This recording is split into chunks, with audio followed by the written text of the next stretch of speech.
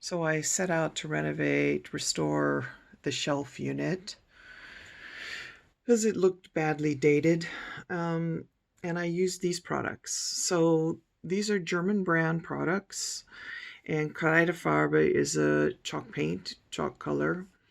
And I use the Rust-Oleum brand. And this is the chalk white color, which is Kalkweiss. I had to give it like, I don't know, 3 coats of that because of the oil lacquer that was on the shelf unit. And then once those were dry and set, I clear coated it with just a matte finish. It's a semi-gloss. And then I put on my stencils. I just picked up these stencils through Amazon.de. I used this pattern here, and you can see I couldn't get the blue paint off there. And then I used just acrylic paint. It's called Cobalt Blau Dunkel, which is dark cobalt blue, which is the color that matches the spice jars. I also have this little supply of stamps, and I used this particular stamp. I just used a paintbrush and painted it with the cobalt blue and stamped it onto the shelf unit. And once all of the blue paint was dry, I gave one final coat of the clear finish. I'll talk about the spice jars. For those that don't know German, I'll just quickly go through what these are. Zimt is cinnamon, Pfeffer is pepper, Muscat is nutmeg, Lorbeer is bay leaves, Majoran is marjoram, Kümmel is that stuff I don't like, caraway, and paprika is paprika. These jars have what's called the Zwiebelmuster, which is the blue onion pattern.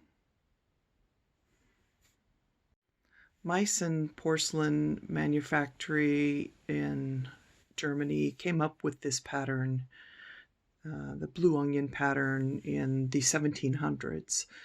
But by the 1800s, there were multiple factories imitating it. You can tell just by looking at this pattern that it's not very well stamped on there. It's a cobalt blue, but in my opinion, it's not as well formed as the Meissen would be. So you will see it's usually pretty easy to find replacement parts for like the dinnerware, but not so much the specialty containers like these. So who is the manufacturer? So obviously you have to look at the maker's mark. You see this was made by Kala, and it says Cobalt Unterglasur, which means the cobalt blue underglaze. It's a little hard to read the year, but the year is deceptive, and I'll tell you why in a minute. 1844 is the year. It's a little hard to read that in any of the pieces that I have here. That was the year that Kala Porcelain Factory began. It's not the year that this piece was made.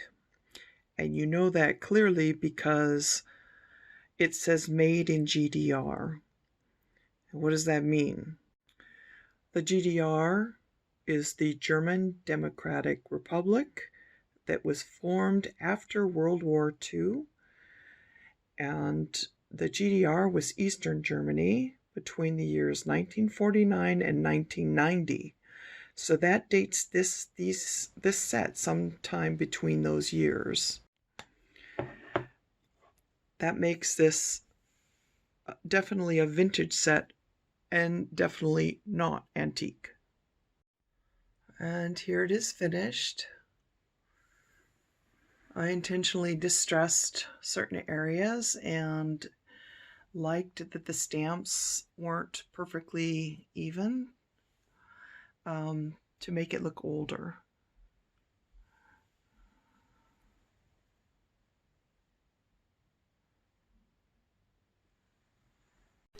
Thanks so much for watching. Please comment, like, subscribe, and share. If you found this video useful, please buy me a coffee or support my efforts for future video making. Thank you so much.